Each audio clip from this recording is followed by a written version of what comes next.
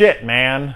I'm just a natural born killer. Natural Born Killers is another DVD. Holy shit, look how fucking lame this DVD is.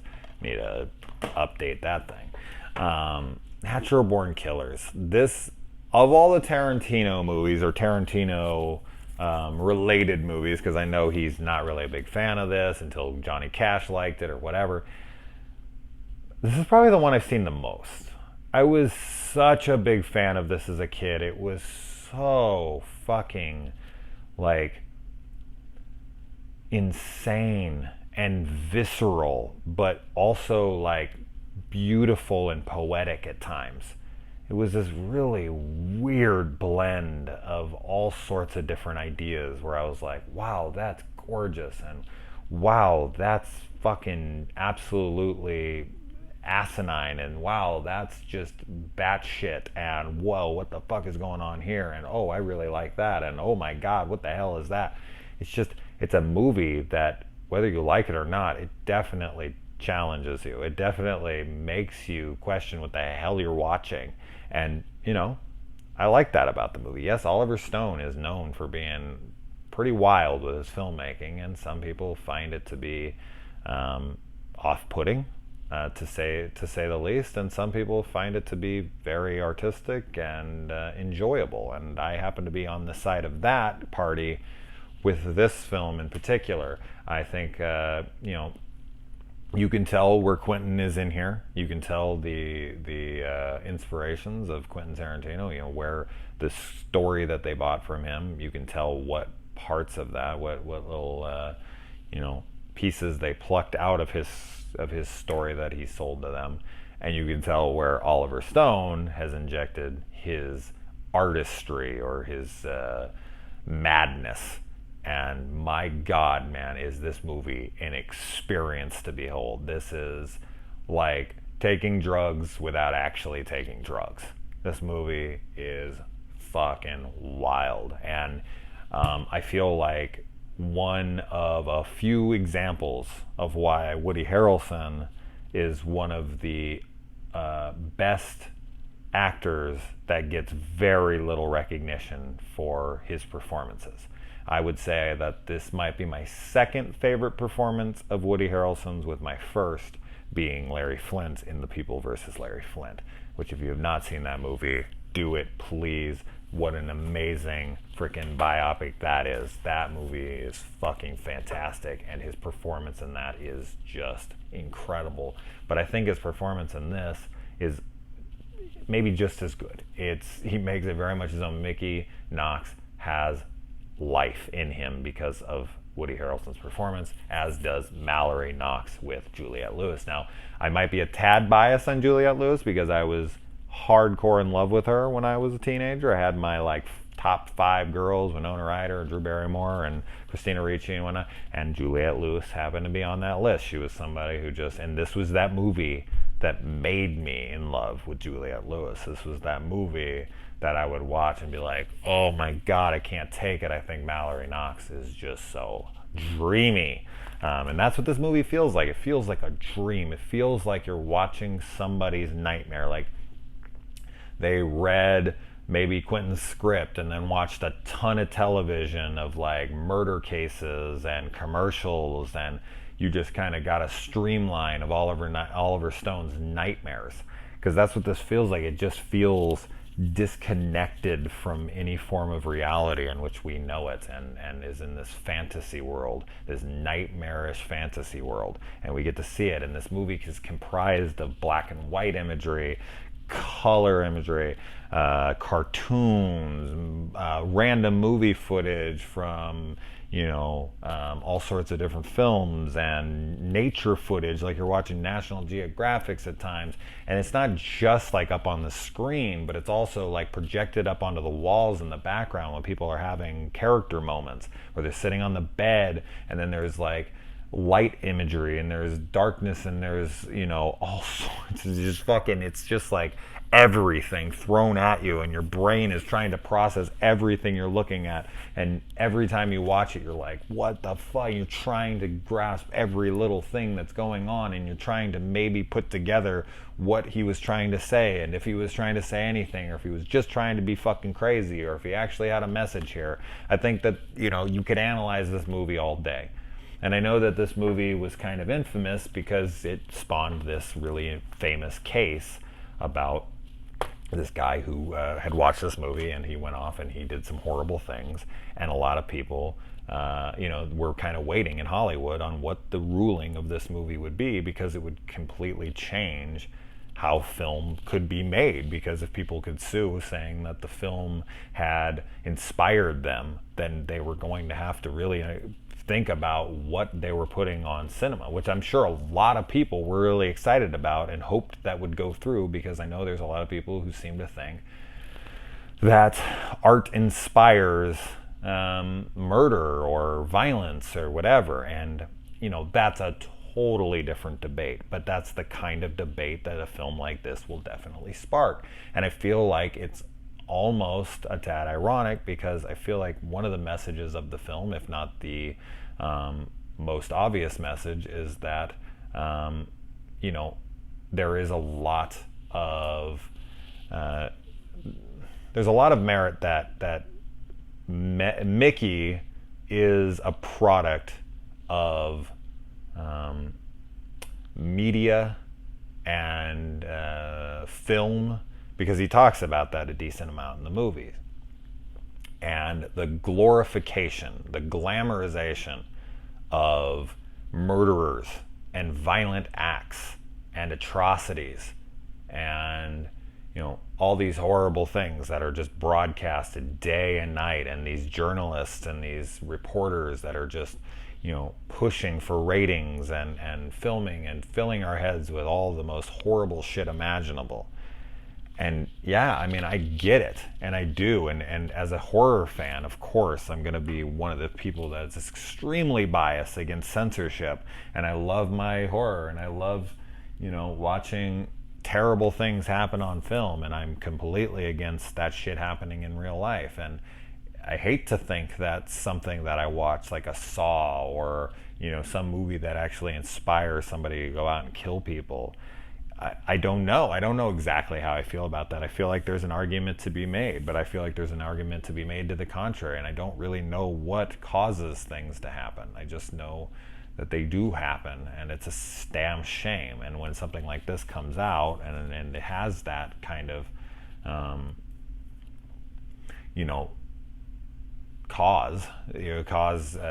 causality to it, it's something that you definitely got to think about. And this movie, above all else, is going to make you think. So I definitely can't feel sorry for the idiots that they kill in the beginning of this movie. Those hillbilly dudes that come in and are dancing on her like that and whatnot. Do I think they deserve to die? I'd have to see what else they do in their life. I can't imagine that I would think they're all that great of people. But death, see, that's where it's like, what are you, the judge, jury, and executioner? Now you're God. You get to say who lives and who dies. In a movie, I do. And in a movie, these are the first characters to die. What is up with Mickey's freaking key lime pie in here? Is that Jell-O on a freaking graham cracker crust? The hell is that shit? I remember thinking that's what key lime pie looked like, because I watched this pretty damn young, and then when I saw it in real life, I'm like, why is the fucking key lime pie like that? There's so many different avenues you could go down with this, and all the different, like, the shots and what their meanings could be. You could do a podcast on this movie for hours. You could do, multiple different episodes trying to break down everything. So I haven't thought too much about it, so I can't go into everything, but there is a lot of surreal imagery in this, and it definitely invokes something within you that, whether it be negative or hopefully not so positive, but there are things in here that could react in a positive way, maybe just because of your absolute rejection to these notions or whatever. But It's all about what you get out of something, and that's that's up to you. And one of the weirdest things about this movie, and I know that reading about it, Rodney Dangerfield was just as confused as a lot of us on what exactly they were trying to say with this whole 50s sitcom environment that he put Mallory Knox and her family in, and how we're seeing it through an I Love Lucy type of show where it's I Love Mallory, but it's this really super dark subject matter. But I will say that Rodney Dangerfield, as much as I love the guy from Ladybugs and Back to School and these movies that he made, and of course his comedic career as well as his stand-up comedy career, I'm a huge fan of Ladybugs and Back to School. Love Thornton Mellon, love all that stuff. But he plays such an unbelievably believable creep fuck in this movie. The stuff, my favorite line from him in this whole movie is like when he says, "I'm gonna come up later and see how clean you are," and the way he like throws his mouth and throws his head back and his eyes can like open up super wide. It just adds to that absolute creep factor of him. And I don't feel like, Rodney Dangerfield is like that, like at all. I feel like this is an incredible performance by him, and he was able to sell that like that. I mean, Rodney Dangerfield is fucking horrible in this movie. Kill the fucking Indian.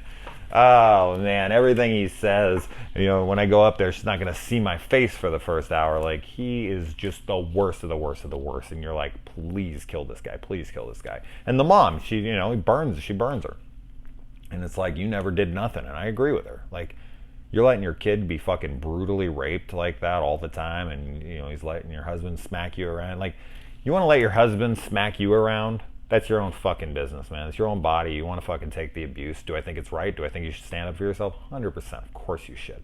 But that's your body. If you want to let your husband beat the shit out of you, go for it. Fucking, you should do something about it. 100%. But that's your own right. Do whatever the fuck you want. But when it comes to your kids, you're supposed to protect your kids. Not sitting here trying to preach, but you protect your children above all else, more so than yourself or anybody else. So protect your children. She fucking deserved what she got.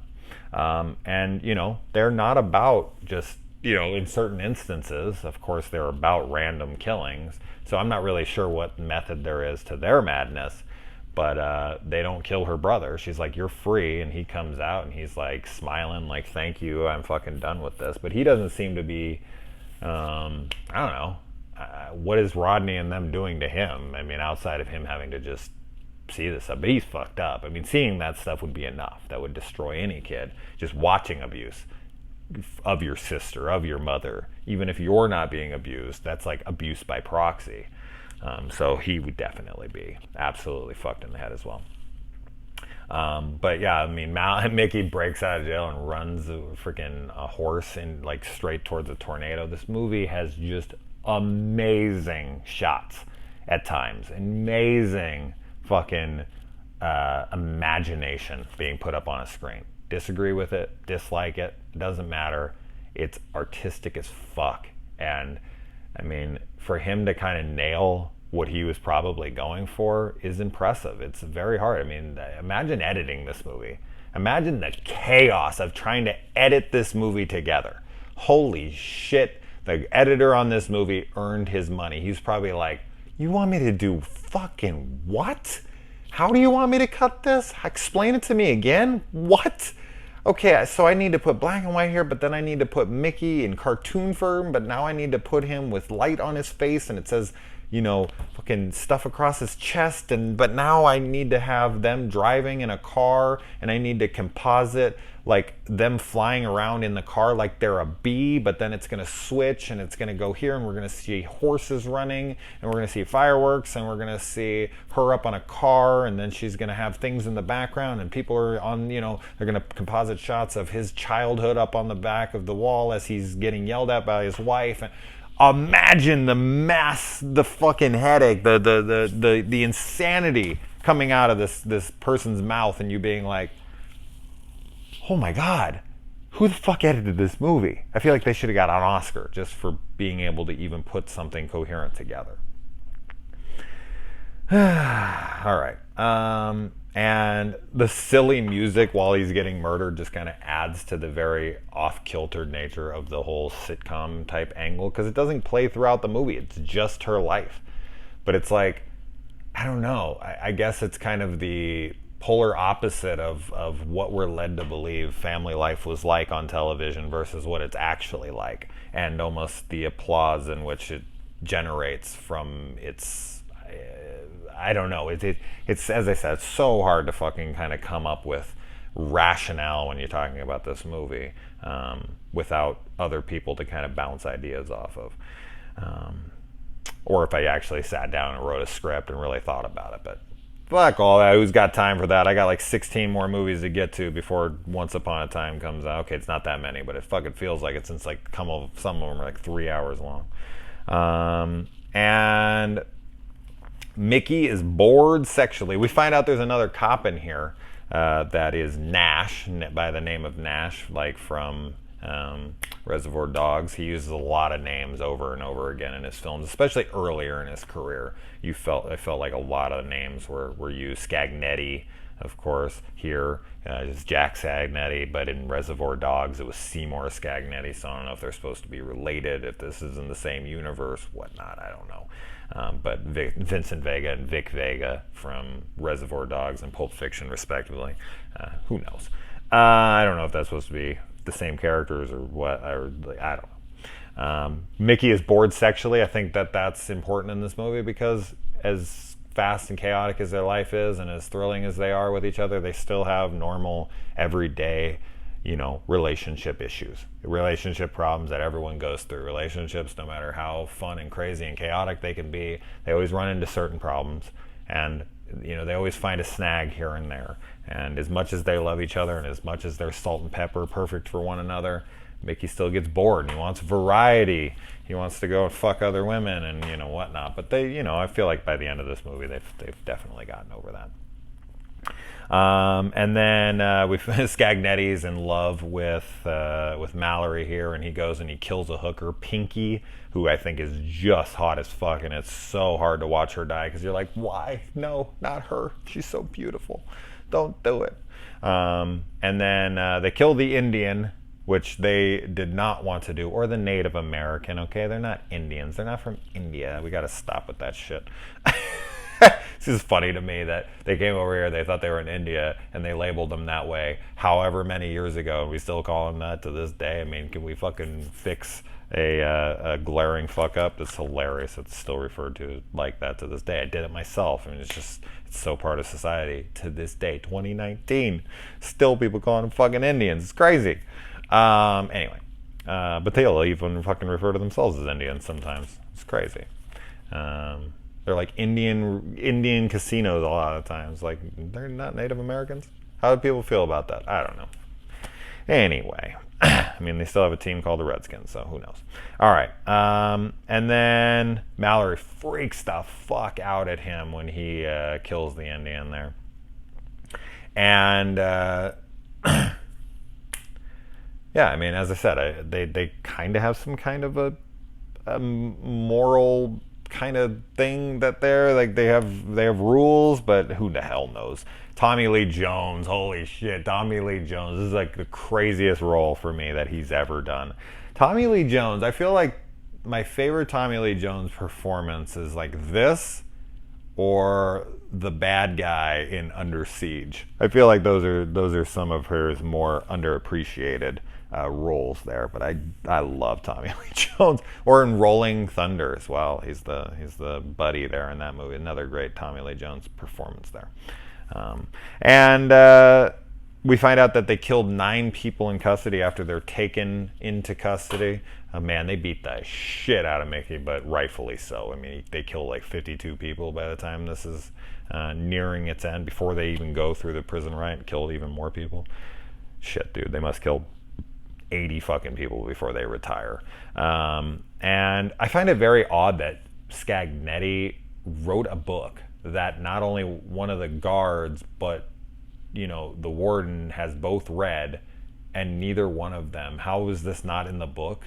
That Walter Whitman, or no, not Walter, Charles Whitman? Yeah, Charles Whitman, the Texas shooter, shot his mother to death. He didn't put that in his book, Scagnetti on Scagnetti, like a fucking autobiography? Really? He didn't put that in there? You would think that if your mom was shot by one of the most famous fucking snipers of all time, one of the most famous like mass murderers of all time, especially a guy who hunts killers, serial killers, mass murderers as a detective, you'd think that would be in his book. So I find it very odd that they are hearing this story for the first time when they supposedly read his book. That doesn't hold water to me. Does the defense hold water? Oh, I love My Cousin Vinny fucking so much. And the tour of the prison is just nuts. The way that the home for the criminally insane, and they show like Frankenstein's monster. This movie is out of control insane. And they bring him in there because they want Jack to kill Mickey and Mallory and make it look like it was, them trying to break out, which I don't blame them. Get rid of those people that kills yoga instructors and guards and inmates and fuck, they're a nightmare.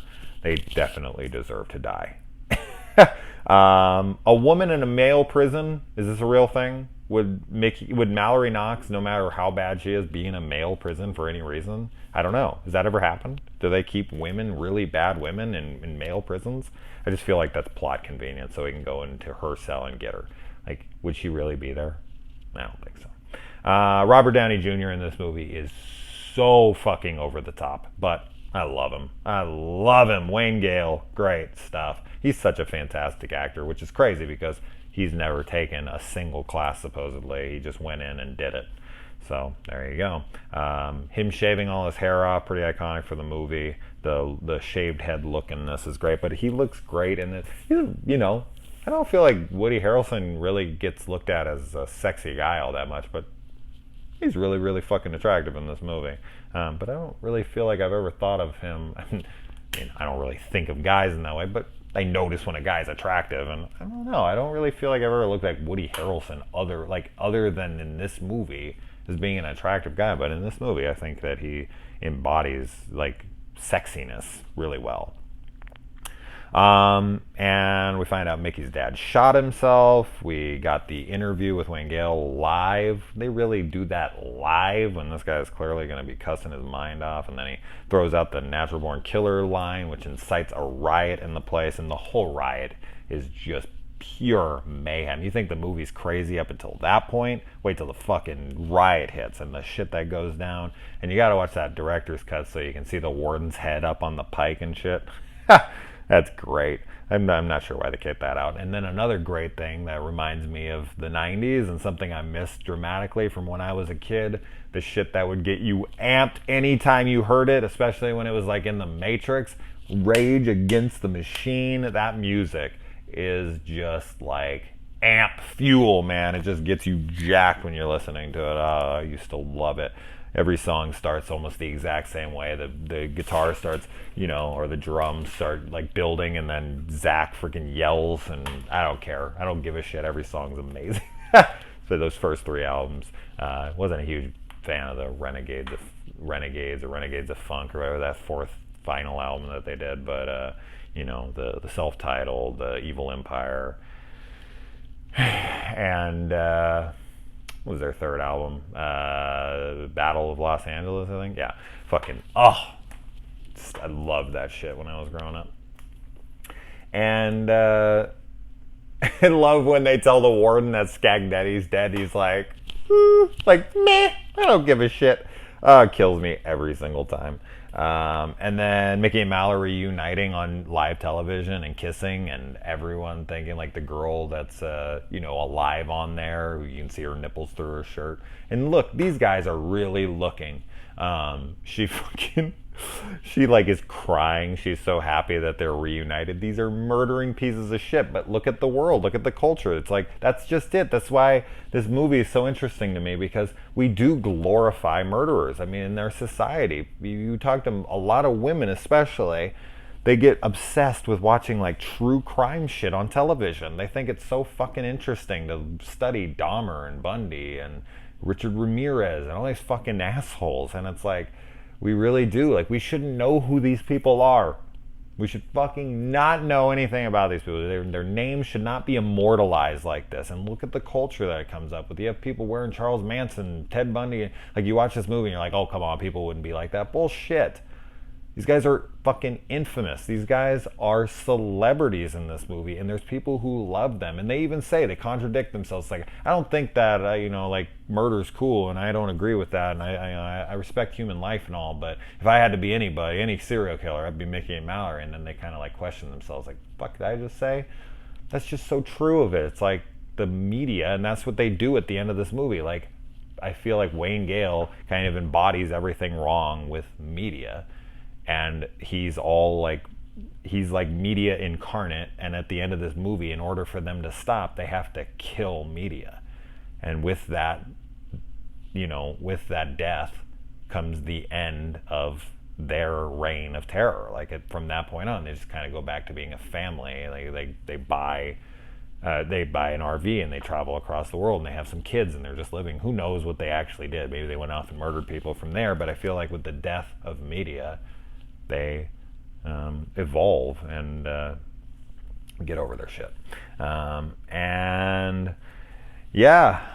Wayne going on and joining the fight. Like, he's a leech. He's fucking the worst, man. But he was there when Grenada went down. I was there at Grenada. Like, he is so fake. He is so fucking phony. And if you watch politics today, you can see some really fucking fake politicians. Not going to get political on my channel, but these motherfuckers have no clue, especially one in particular. You know what I'm talking about. But yeah, it's just like everything is just like, go the fuck away. You're driving me insane. You're making me want to kill people. I love that Wayne breaks up his wife and then he calls Ming and he's just like, I love you. I'm going to put a half pepper up your ass. What the fuck does he say there? A half pepper? I don't even, maybe he says something else there, but that's always what I hear. And then he brings them out taped to this freaking, like, take this tape, shotgun to the heads and, like, take him out and he thinks he's part of the crew now. Now, what happens to Owen? I'm unclear of this. They kill the cop and they kill Wayne, in front of the camera. But what happens to Owen, who helps them get out of there? They just let him go? They're like, he's like, I want to go with you, take me with you. And he lets them go. I guess. We don't see him again. I'm always curious what happened to Owen. And the killers have a happy ending. They get away and they go off and they have kids and they're just in an RV and happy, and that's the end of the movie. And there's just so much chaos. Everybody else dies and they get away. How many movies are you going to see like that ever? So this is definitely not a very politically correct movie by any means, but man, it's a visceral experience for sure at times, and also very beautiful and chaotic. And hats off, literal hats off to the editor, to all the visionaries behind this movie, Oliver Stone, Tarantino, whoever else worked on it, freaking all the cast, crew, awesome shit. But anyways, all right, that's it. I can't do anymore. Did all three of these: Pulp Fiction, True Romance, and Natural Born Killers, all in a row in 100-and-something degree fucking weather. I am burnt. It's like an hour and a half. Holy shit. All right, adios, guys.